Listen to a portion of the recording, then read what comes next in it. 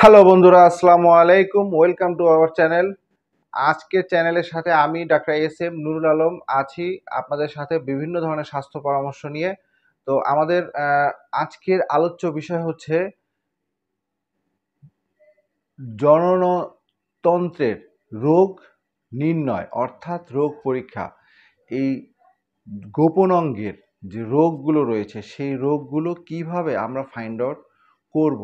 বিভিন্ন ধরনের কারণে এই রোগগুলো হতে পারে। ডায়াবেটিস, কিডনি রোগ, যকৃত রোগ, উচ্চ রক্তচাপ, ধূমপান করলে, মাদকাসক্তি, স্ত্রীর সাথে অতিরিক্ত সম্পর্কের কারণেও আপনার এই ধরনের রোগ দেখা দিতে পারে। তো বন্ধুরা, আজকের আলোচনাটা অনেক অনেক ইন্টারেস্টিং এবং অনেক শিক্ষামূলক হতে যাচ্ছে।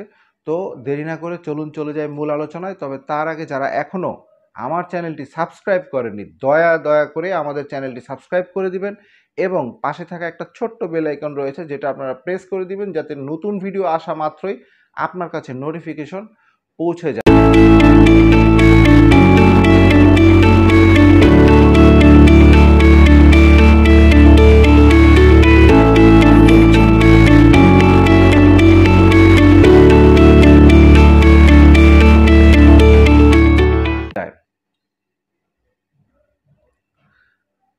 গোপন অঙ্গের রোগ নির্ণয়।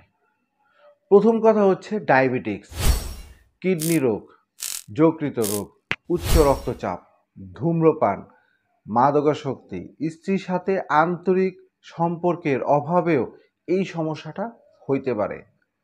সবাই চিন্তা করতেছে কিডনি রোগ ডায়াবেটিসের কারণে হইতে পারে, ভালো কথা, স্ত্রীর সাথে আন্তরিকতার কারণে হইব কেমনে? আরে ভাই, লোহার মধ্যে যদি 5 দিন আপনি না ডলেন তাহলে লোহার মধ্যে তো জং পড়বই, এটাই তো স্বাভাবিক। এটা তো মনে করেন না বোঝার কোনো কারণ নাই। আপনি একটা লোহা মরিচা না ধরার জন্য ওইটাকে বাতাস লাগতে দেওয়া যাবে না, ঢাইকা রাখতে হবে, ঘষা মাজা করতে হবে, তাহলে লোহায় জং পড়বে না। আপনি আপনার স্ত্রীর কাছে যাবেন না আর আপনি আশা করবেন যে 5 দিন 7 দিন পরে পরে আপনার স্ত্রীর সাথে মেলামেশা করলে আপনি কি হবে যে অনেক বড় একজন বীর পুরুষ হয়ে যাবেন। বিষয়টা কিন্তু আসলে তা না। এটা পুরোপুরি আপনার মেন্টাল এবং সাইকোলজিক্যালের সাথে রিলেটেড। আপনি সাইকোলজিক্যালি, মেন্টালি যখন আপনি ফিট থাকবেন তখনই আপনি আপনার স্ত্রীর সাথে সহবাস করতে গেলে সাকসেসফুল পুরুষ হিসাবে গণ্য হতে পারেন। তো বন্ধুরা, আগে বলা হয়েছে প্রায় সব ডায়াবেটিস রোগী, হার্টের রোগী, কিডনির রোগী, পুরুষাঙ্গ সমস্যাগুলো ভুগে থাকেন। উচ্চ রক্তচাপ কমানোর জন্য যারা বিভিন্ন ধরনের ওষুধ খেয়ে থাকেন তাদের এই সমস্যাটা বেশি হতে পারে। বিশেষ করে যারা ডায়াবেটিসের জন্য ইনসুলিন নিচ্ছে, কিডনি রোগের জন্য তারা কিডনির বিভিন্ন ধরনের ওষুধ খাচ্ছে, এই সব ওষুধের পার্শ্ব প্রতিক্রিয়া হিসাবেও এই ধরনের এই মানে কি বলে যৌন সমস্যাটা দেখা যেতে পারে। তাই শুধু তাই নয়, বিভিন্ন ধরনের মানসিক চাপ কমানোর জন্য যেই ধরনের ওষুধ আমরা নিয়ে থাকি, যেমন অ্যালার্জির ওষুধ, তারপরে মেন্টাল ডিপ্রেশনের ওষুধ, অ্যাসিড কমানোর ওষুধ ইত্যাদি থেকেও আপনার পার্শ্ব প্রতিক্রিয়া হতে পারে। আর এই জিনিসটা হওয়ার পিছনে সবচেয়ে বড় কারণ হচ্ছে আমরা পাবলিক নিজেরাই। কারণ আমরা একটা ওষুধ খাওয়ার সময় কখনো আমরা কোনো ফিজিশিয়ানের পরামর্শ নেই না, হোক সেটা হোমিওপ্যাথি, হোক এলোপ্যাথি, হোক আয়ুর্বেদিক, হোক ইউনানি। আপনাকে অবশ্যই যেই ওষুধটাই আপনি নেবেন সেটা হতে পারে নাপা এক্সট্রা, আপনি সাথে সাথে সেই এক্সট্রাটা খাওয়ার জন্য আপনি একজন এলোপ্যাথিক ফিজিশিয়ানের পরামর্শ এবং শরণাপন্ন হবেন। ওনার সাথে পরামর্শের মাধ্যমে কোন ওষুধটা আপনার জন্য অ্যাপ্রোপ্রিয়েট সেটা উনি আপনাকে বলতে পারবেন, আপনি বলতে পারেন না। আপনারা করবেন কি, একটা ফার্মেসিতে যাবেন, যে বলবেন ভাই আমার ডায়াবেটিস হয়েছে, আমার ডায়াবেটিস ওষুধ দাও, ভাই আমার অ্যালার্জি হয়েছে, আমার অ্যালার্জির ওষুধ দাও। আমাদের কারণে আমরা কিন্তু এই ধরনের গোপন সমস্যায় ভুগতেছি, আর এটার সুযোগ গ্রহণ করতেছে এক শ্রেণীর চিকিৎসকরা। তো এটার জন্য চিকিৎসকরা অবশ্যই দায়ী নয়, অবশ্যই আমরা পাবলিকরাই বেশি দায়ী। তো বন্ধুরা, এখনও সময় আছে, সচেতন হয়ে যান, সচেতন হয়ে যান নিজের যৌন অঙ্গ সম্পর্কে, সচেতন হয়ে যান নিজের রোগ সম্পর্কে, সচেতন হয়ে যান নিজের শরীর সম্পর্কে। আচ্ছা, চলুন একটু জেনে নিই যে শারীরিকভাবে কিভাবে আমরা এই পরীক্ষাগুলো করব। সাধারণত শারীরিক পরীক্ষা ও গোপন অঙ্গের বিস্তারিত পরীক্ষা, স্নায়ুতন্ত্রের রোগ, রক্ত সরবরাহ যন্ত্রের রোগ, জন্মগত কোনো ত্রুটি যেমন হাইপোস্পেডিয়াস ও পেইরে পেইরোনিক্স ডিজিজ ইত্যাদি বিশেষভাবে লক্ষ্য করতে হবে। পুরুষের স্তন এবং চুলের অবস্থা পর্যবেক্ষণ করা প্রয়োজন। পুরুষের স্তন যদি বৃদ্ধি পায় এবং চুল ঘন চুলের অধিকারী হন, তবে তার ক্রোমোজোম ও বিভিন্ন হরমোনের মাত্রা পরীক্ষা করাও খুব জরুরি হয়ে পড়তে পারে।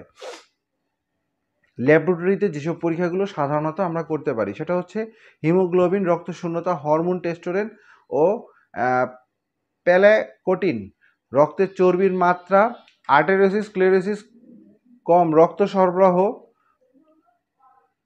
সুগার যকৃতের কার্যকারিতা, কিডনির কার্যকারিতা, থাইরয়েডের কার্যকারিতা দেখা খুবই প্রয়োজন। কোনো সময় ক্রোমোজোম পরীক্ষা এবং বিভিন্ন হরমোনের মাত্রা নিরূপণ করা প্রয়োজন হয়ে পড়ে। প্রস্রাবের অতিমাত্রায় প্রোটিন এবং সুগার আছে কিনা তা জানা প্রয়োজন হতে পারে। কার্যকর উত্থান পরীক্ষা, ডুপ্লেক্স আল্ট্রাসাউন্ড, যেটাকে আমরা ডুপ্লেক্স আল্ট্রাসাউন্ড বলে থাকি। ডুপ্লেক্স আল্ট্রাসাউন্ডের মাধ্যমে সাহায্যে এই রক্ত সরবরাহ এবং শিরার ছিদ্র নির্ণয় করা সম্ভব। আর্থ্রোডক্স ও রোসিস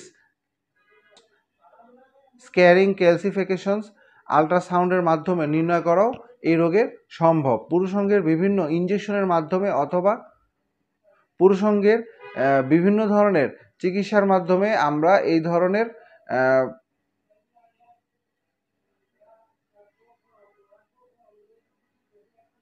আল্ট্রাসাউন্ডের